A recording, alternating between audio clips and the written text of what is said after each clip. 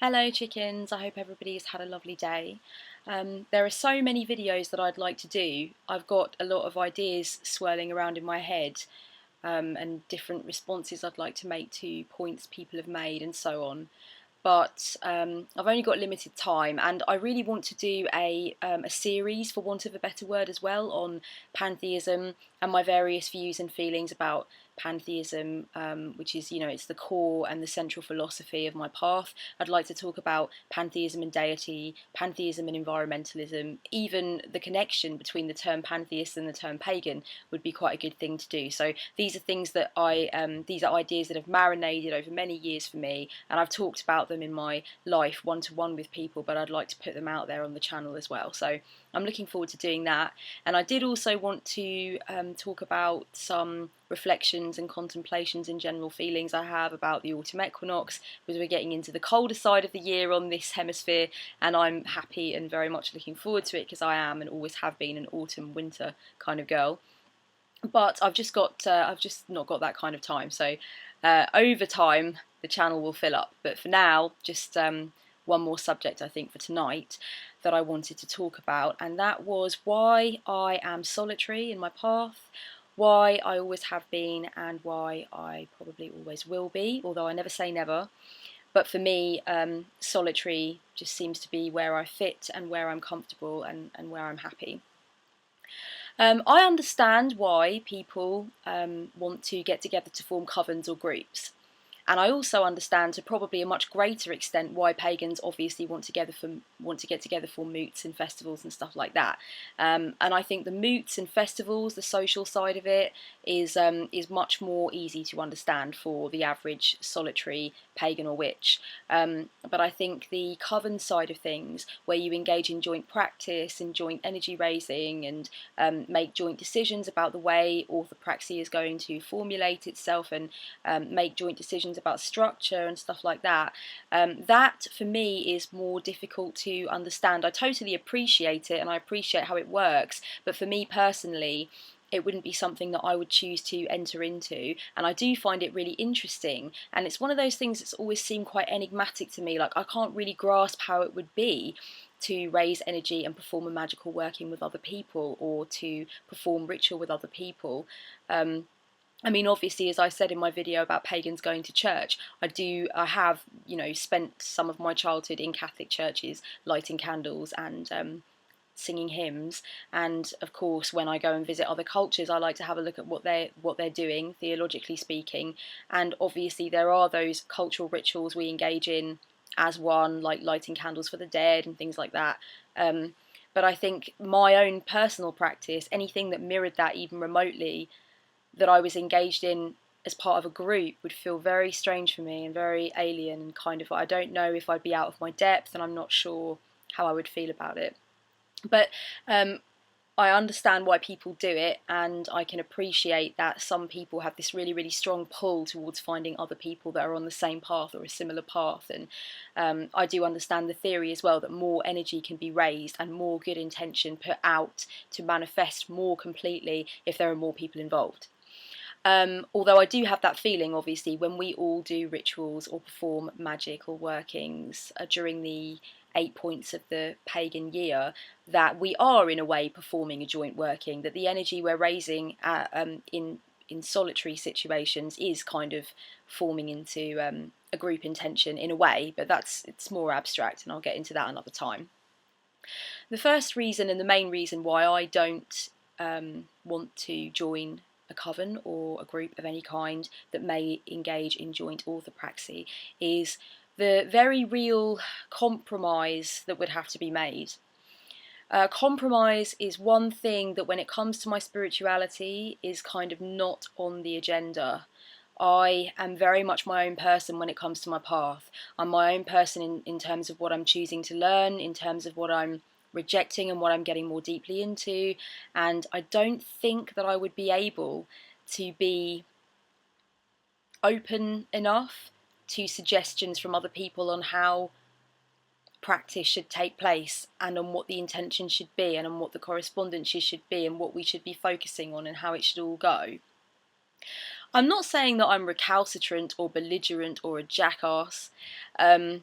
But I am saying that when it comes to spirituality, I can kind of, I feel like it's a very autonomous zone, and I feel like it's something that I have a beautiful amount of control over.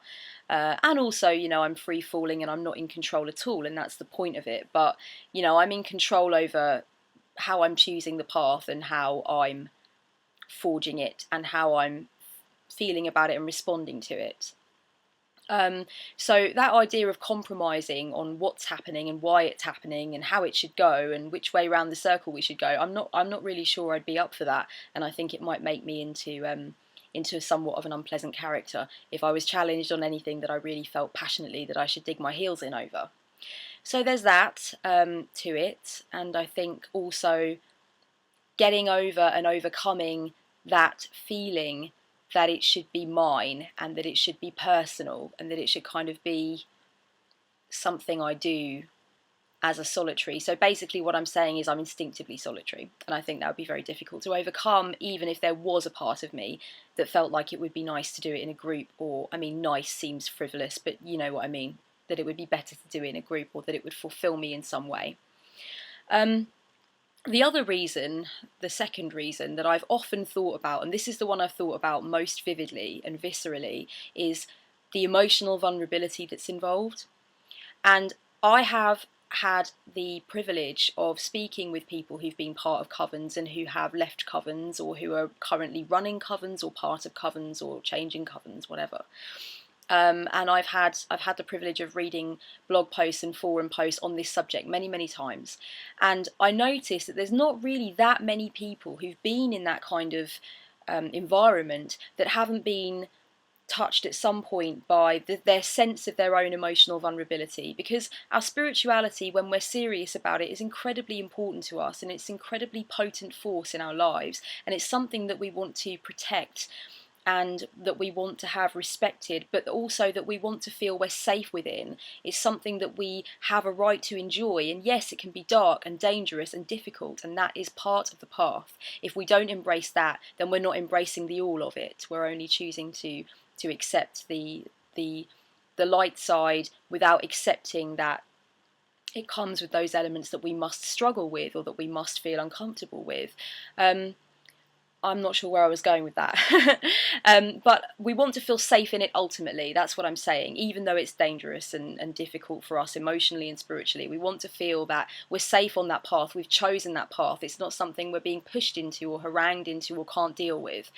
And when you practice with other people and they have a criticism to make, or maybe they have passive aggression towards you, or there's some kind of politics going on, or you feel like your voice isn't being heard, or like practice is going away from how you want it and moving very severely towards some kind of obtuse way of doing it that you can't relate to, but you don't know how to say anything because, you know, in the circle you don't want to make more fuss, so you know you're not sure. I mean, it brings in a whole different dimension to your spiritual path. Not only are you going through the ups and downs, the undulating, tumultuous journey of your own spirituality, but you're also grappling with this whole other angle where you have to work out how much you can say to the other people that have been invited, really, technically, in on it with you. What can you say to them? How can you express to them? Is it okay? Do you feel alright with it? That whole other area is something that I don't think I need to introduce to something that's already as intricate and winding and spiraled as my spirituality. I think that would just make it all the more complicated.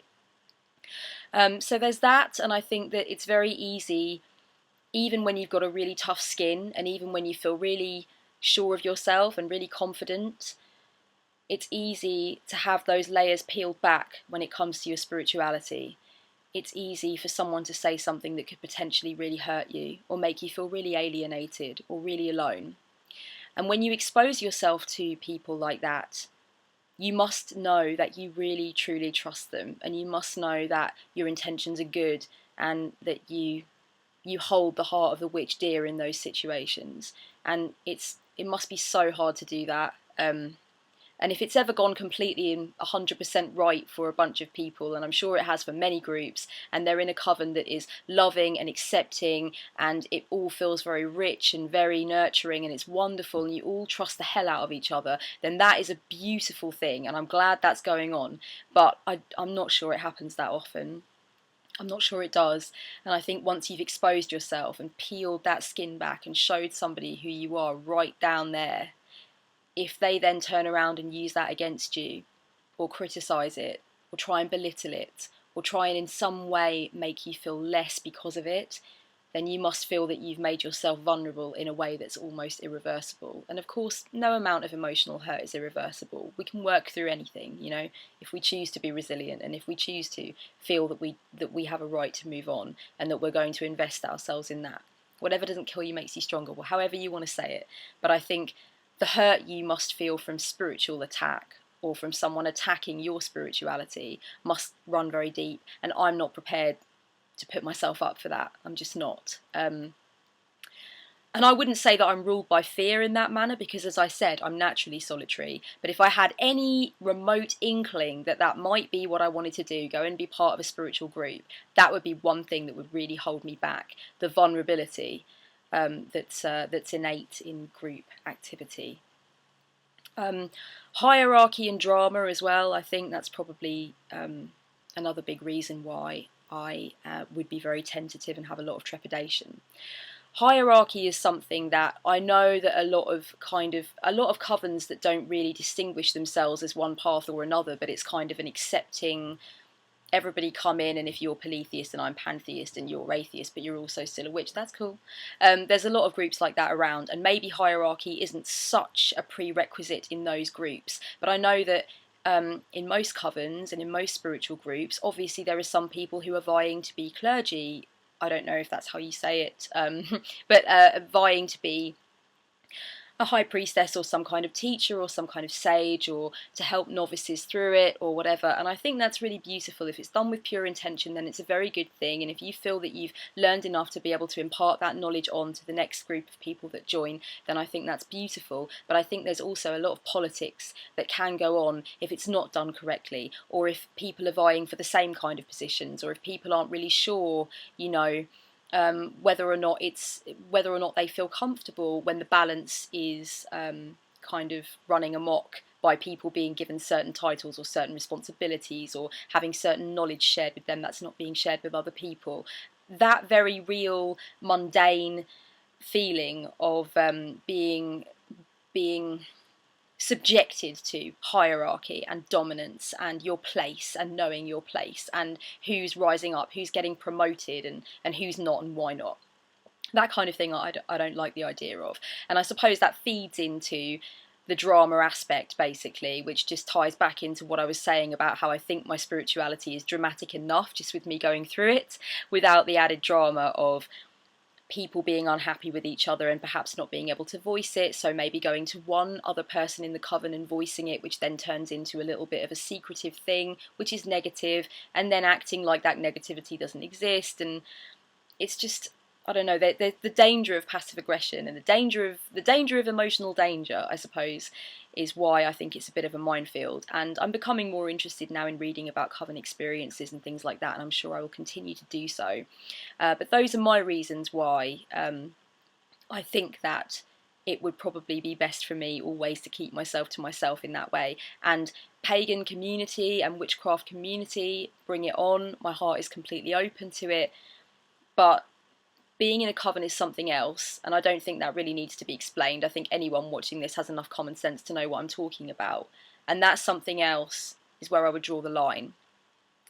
So those are my thoughts on that, and if you have any thoughts in return, I'm always really happy to hear them. Thanks for listening.